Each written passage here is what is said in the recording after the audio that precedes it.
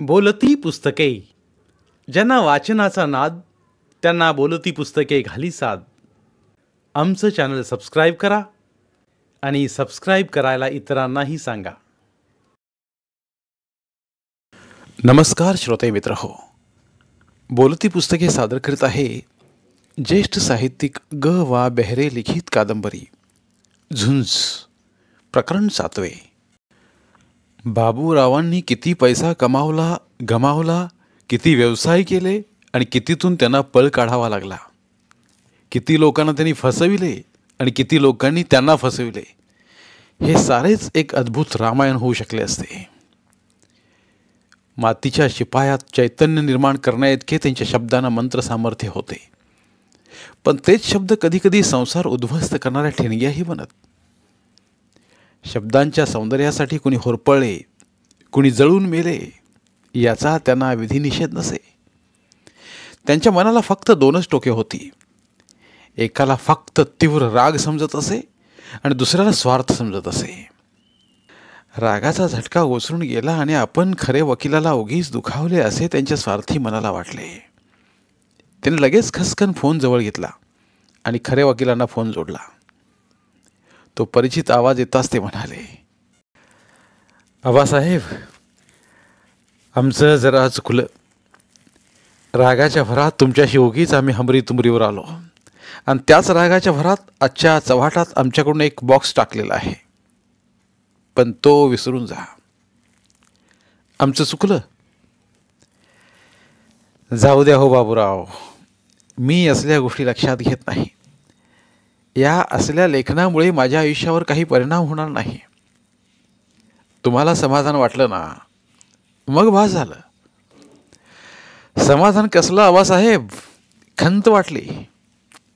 इतकी वर्ष आपण एकत्र काढली आणि तुमच्या बाबतीत आमच्याकडून असं काहीतरी लिहिलं गेलं याच्याबद्दल आम्हाला अभिमान वाटेल काय?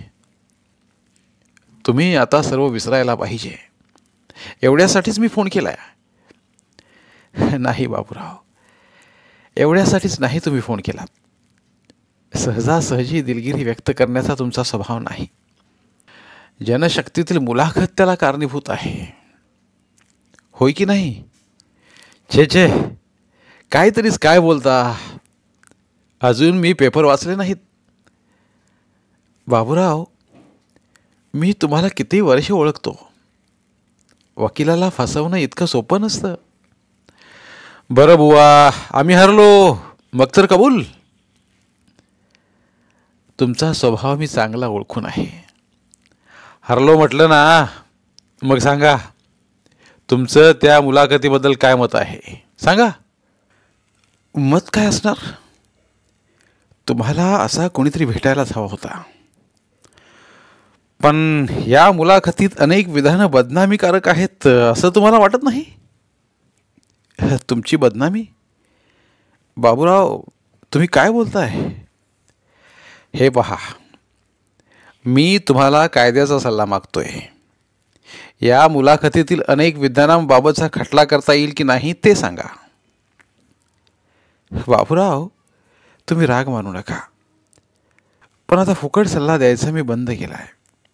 तुम्ही वाटेल तसं लिहायचं, धमकी देऊन लाखो रुपये मिळवायचे आणि मी तुम्हाला फुकट सल्ला द्यायचा, तो काय म्हणून?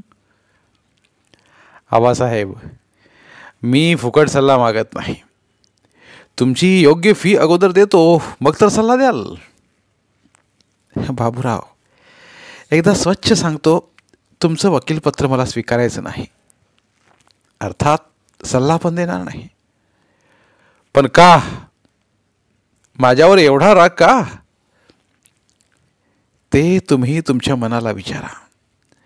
मला दमदाटी देण्याची हिंमत दाखवलीत तेव्हाच तुमची आमची मैत्री संपली. आबासाहेब, तुम्ही फार मनाला लावून घेतलंत. तुम्हाला आमचं फुटकं तोंड ठाऊक आहे. अहो, चालायचंच. इतकी लहान गोष्ट मनावर घेऊन रागवायचं काय? अहो, आपण एकत्र खाल्लेली प्यायलेली माणसं. असं करू, आज रात्री आपण रेडिओ क्लबमध्ये जाऊ, म्हणजे सगळं भांडण मिटेल. बाबूराव, तुम्ही मला ओळखत नाही. मी दारू पितो, पण दारुडा नाही. दारूच्या एका प्याल्यात स्वाभिमान, श्रद्धा आणि सभ्यता बुडवून टाकायला मी काही बाबूराव चित्रे नाही. बाबूरावांना राग अनावर झाला. तो गिळण्याचा त्याने आटोकाट प्रयत्न केला. पुढे काय बोलावे हेच त्यांना कळेना. त्यांनी प्रयत्नांती स्वतःवर ताबा मिळवला आणि ते मधाळ आवाजात म्हणाले, आबासाहेब, तुमची बायको मेली म्हणून तुम्ही एकटे. माझी बायको माझ्याजवळ नांदत नाही म्हणून मी एकटा. रात्री घर खायला उठतं तेव्हा दारू आपली सोबत करते. बाबूरावांचा बदललेला आवाज आबासाहेबांनी ओळखला. ते एवढंच म्हणाले, बाबूराव, तू उगीच डोक्यात राग घालू नकोस. मी मुळीच रागावलेलो नाही. मीच काय एकटा वकील आहे असं नाही. माझ्यापेक्षा श्रेष्ठ असे शेकडो वकील आहेत. पटेल, जेठमलानी, लवळेकर, कोणीही तुझं काम हौसेनं करेल. अरे, किती झालं तरी तू मोठा पत्रकार आहेस, साहित्यिक आहेस, लोकप्रिय आहेस, राजकीय नेता आहेस. तुझ्याशी संबंध ठेवायला कुणालाही आवडेल. पण तुला आवडणार नाही असंच ना? असं समजूच नको. प्रत्येकाचा दुसऱ्याच्या आयुष्यात काही शेअर असतो. तो संपला की मैत्री आपोआप संपुष्टात येते. भगवंतरावांच्या मुलाखतीने मुंबईतच नव्हे तर अख्ख्या महाराष्ट्रात खळबळ उडाली. भगवंतराव मुळातच अक्रस्थळा म्हणून प्रसिद्ध होता. त्यामुळे त्याची एक भन्नाट प्रतिमा निर्माण झाली होती. पण बाबूरावासारख्या संपादकावर अशा तऱ्हेचे बेछूट आणि उद्दाम लिहिण्याची तो हिंमत दाखवील असे कुणाला वाटले नव्हते. काही झाले तरी बाबूराव हा महाराष्ट्रातला दांडगा संपादक होता. त्याने कसले विधिनिषेध पाळले नव्हते. मुख्यमंत्र्यांशी त्याचे असलेले संबंध म्हणजे त्याच्या हातातील अमोघ शस्त्र होते. आजपर्यंत त्याला कुणीही शह न दिल्या कारणाने तो अजिंक्य मानला गेला होता. त्यामुळेच भगवंतरावांच्या या मुलाखतीतील भयंकर आरोपांबाबत तो काय करतो इकडे सर्वांचे लक्ष लागलेले होते. बाबूरावांजवळ स्वतःचे वर्तमानपत्र होतेच. सीएमच्या साहाय्याने ते जनशक्तीच्या व्यवस्थापनावरही दडपण आणू शकत होते. जनशक्तीचे व्यवस्थापक तर दडपणाला किती बळी पडतील हा प्रश्न होताच. पण जनशक्ती किती झाले तरी दुसऱ्याचे वर्तमानपत्र. शांतीलाल शेठ हे जनशक्ती जनसेवेसाठी चालवित नव्हते. त्यांचे शेकडो उद्योग होते. त्या उद्योगधंद्यांना संरक्षण असावे म्हणून त्यांनी जनशक्ती चेन पेपर्सचे जाळे या देशाच्या कानाकोपऱ्यात काढले होते. जनशक्ती मराठीतील सर्वात अधिक खपाचे दैनिक होते. दुसऱ्या दिवसापासून जनशक्ती आणि चव्हाटा यांचं शब्दयुद्ध सुरू झालं. 1.5 दमडीच्या मंत्र्यांचे भयंकर उद्योग या शीर्षकाखाली बाबूरावांनी लेख लिहिला. तर भाड खाऊ संपादक असा जनशक्तीने पुकारा दिला. बाबूराव दररोज भगवंतरावांचे नवे प्रकरण उकरून काढत होता. पण जनशक्ती ह्या लढाईत कमी पडला नाही. जनशक्ती आणि चव्हाटा यांचे पूर्वापार वैर होतेच, पण आता त्या वैराला तिखट धार आली. बाबूराव मंत्र्यांची खाजगी लफडी कुलंगडी शोधण्यात तरबेज होते व त्यासाठी ते पैसाही खूप खर्च करीत असत. पण जनशक्तीने आपला दिल्लीतील खास वार्ताहर कुलदीप रावत याला बोलावून घेतलं. भगवंतरावांनी सरकारी साधनसामग्रीचा खूप उपयोग केला. बाबूरावांच्या आयुष्यातली सर्व काळी कुट्ट प्रकरणे शोधायला कुलदीपने सुरुवात केली. त्याबरोबर त्याच्यावर माहितीचा पाऊस पडला. समाजातल्या वेगवेगळ्या घटकांना बाबूरावांनी पुष्कळ वेळा डिवचले होते. ते सारे बाबूरावांच्या सुडापायी एकत्र आले. बाबूरावांच्या विरुद्ध लेख लिहिण्यासाठी त्यांच्या पद्धतीने लेखन करणाऱ्या ठाकरेंचे साहाय्य घेण्यात आले. ठाकरेंची भाषा तर तिखट होतीच, पण त्यांच्या भाषेत शिवराळपणाही खूप होता. एकेकाळी ठाकरे हे चित्र्यांचे मित्र होते. काही काळ त्या दोघांचे हितसंबंधही होते. ठाकरेंची तोफ मिळाल्याबरोबर जनशक्तीचे पारडे जड झाले आणि बाबूरावांच्या जड लेखणीचा बुरखा हळूहळू फाटू लागला. बाबूराव अस्वस्थ होऊ लागले, कारण आजपर्यंत त्यांची लढाई भित्र्या माणसांबरोबर असे. प्रसंग येताच सर्वजणच शेपूट घालून पळत असत. भगवंतराव पळपुटा माणूस नव्हता. जनशक्तीनेही हा प्रश्न ईर्षेला नेला. ठाकरेंची बेमुरवतखोर लेखणी बाबूरावांचे वाभाडे काढू लागली. जीवाच्या आकांताने बाबूराव लिहित होते. सभेत बोलत होते आणि राजकीय पातळीवर दबाव आणत होते. दोन्ही पक्षांनी सभ्यता सोडली. दोन्ही वृत्तपत्रांचे खप प्रचंड प्रमाणात वाढले. ही लढाई कुठपर्यंत चालणार हे समजेनासं झालं. मुख्यमंत्र्यांनी हस्तक्षेप करण्याचा प्रयत्न केला, पण तो बाबूरावावरच उलटला. कारण ठाकरेंनी मुख्यमंत्र्यांचा चमचा हा अग्रलेख लिहून मुख्यमंत्र्यांचे व त्यांचे संबंध उघडे नागडे गेले. चव्हाटाची इमारत बांधण्यासाठी जी जागा मिळवून दिली त्याचे प्रकरण आता बाहेर येऊ लागले. 300 रुपये वाराची जागा नाममात्र भाडे घेऊन कोणत्या समाजसेवेसाठी बाबूरावांना मिळाली हा प्रश्न ठाकरेंनी उपस्थित केला. आणि मग एक दिवस बाबूरावांच्या तरुणपणातल्या भ्रूणहत्येचे प्रकरण संबंधितांचे फोटो आणि डॉक्टरांच्या जबान्यांसकट कुलदीपने प्रसिद्ध केले. मग या प्रकरणाला वेगळीच गती मिळाली आणि कधी नव्हे ते बाबूरावांना फिर्यादी होण्याचा प्रसंग आला. आजपर्यंत कायदाविषयक कोणत्याही गोष्टीसाठी ते आबासाहेबांचा सल्ला घेत. असं विवेकी सल्ला त्यांना उपलब्ध नव्हता. बाबूरावांनी पुन्हा खऱ्यांना चुचकारून घेण्याचा प्रयत्न केला, पण खऱ्यांनी साफ इन्कार केला.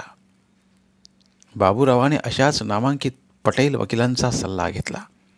अशा एकाच मुद्द्यावरती खटला केला तर आपण केस जिंकू असे त्याने आश्वासन दिले.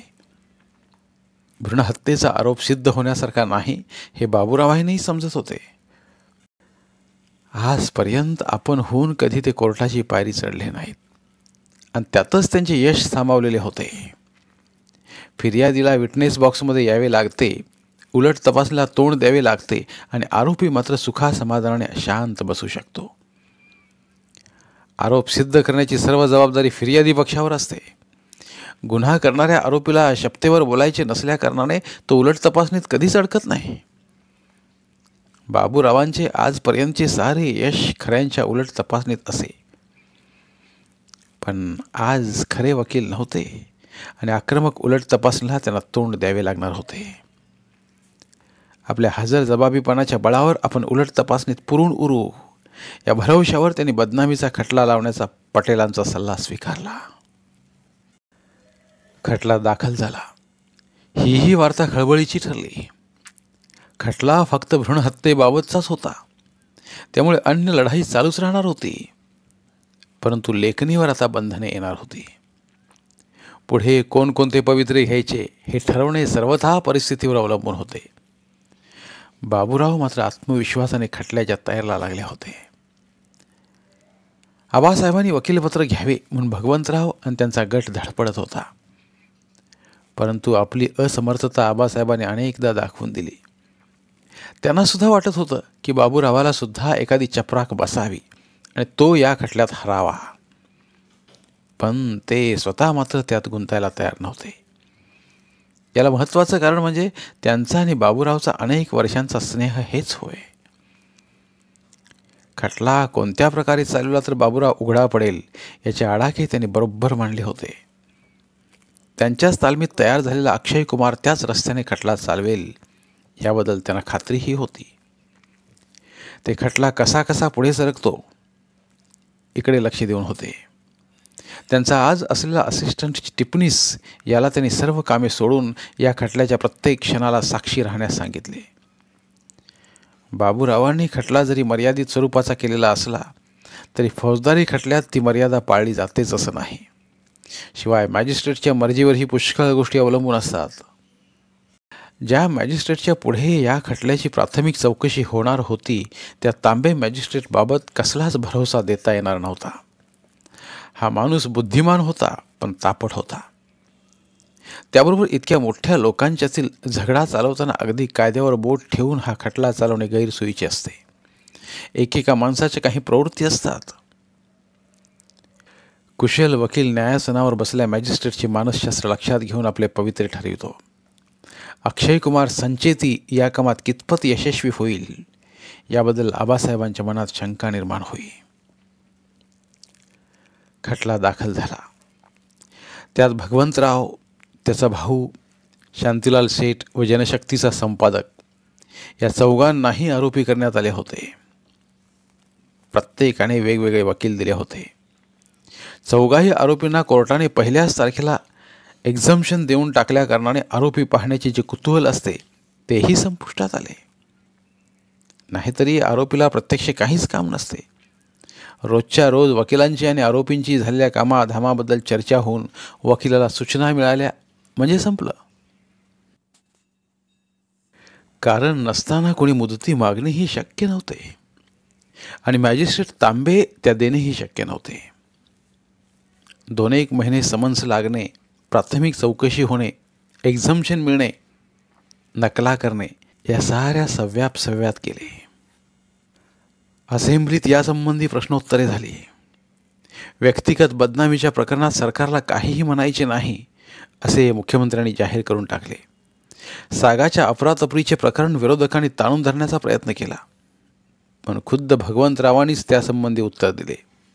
या प्रकरणाची प्रथम माहिती आपणाला कशी मिळाली व आपण त्याबाबत काय काय उपाययोजना केली आहे हे त्यांनी खुल्ला सांगून टाकल्यामुळे विरोधकांची हवाच निघून गेली. 2 फॉरेस्ट रेंजर्स, 3 वनरक्षक आणि 2 जंगल कॉन्ट्रॅक्टर्स यांची नावे त्यांनी सभागृहाला सादर केली. पैकी सर्व सरकारी नोकरांना निलंबित करण्यात आले आणि जंगल कॉन्ट्रॅक्टरच्या ताब्यातील 30 लाखाहून अधिक माल जप्त करण्यात आला आहे.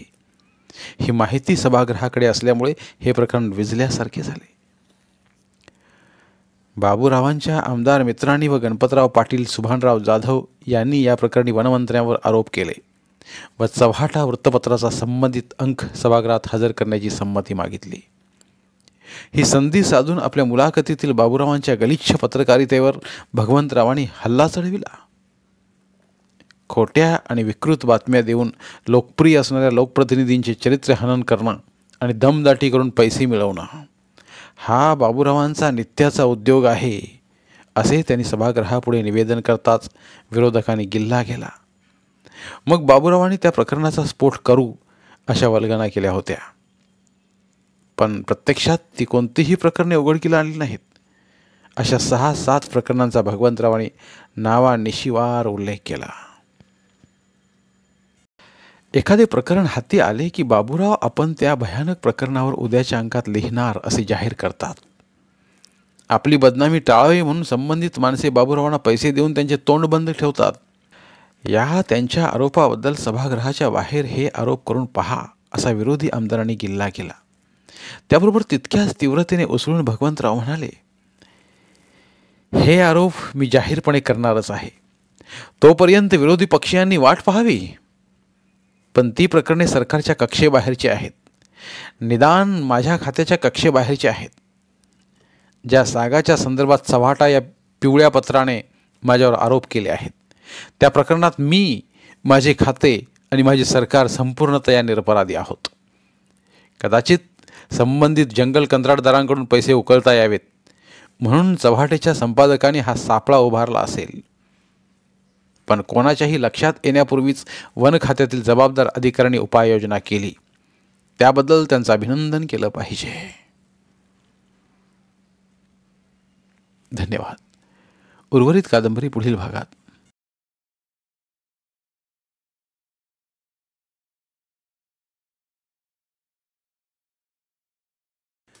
धन्यवाद. प्रिय श्रोते मित्र हो, आपल्यासाठी एक आवाहन. आमच्या चॅनलच्या प्लेलिस्ट विभागात तुमच्यासाठी शेकडो कादंबऱ्यांचे ऑडिओ बुक्स उपलब्ध आहेत. तिथे प्रत्येक कादंबरीचे सर्व भाग एकत्रित मिळतील. त्यामुळे सध्या सुरू असलेल्या क्रमशः कादंबरीच्या पुढील भागासाठी वाट पाहण्याची गरज नाही. तुमच्या वेळेनुसार तुम्ही संपूर्ण कादंबरी सलगपणे ऐकू शकतात आणि साहित्याचा आस्वाद घेऊ शकता. कृपया आमच्या चॅनलच्या होमपेजवर जाऊन प्लेलिस्ट चेक करा आणि तुमची आवडती कादंबरी निवडा. धन्यवाद.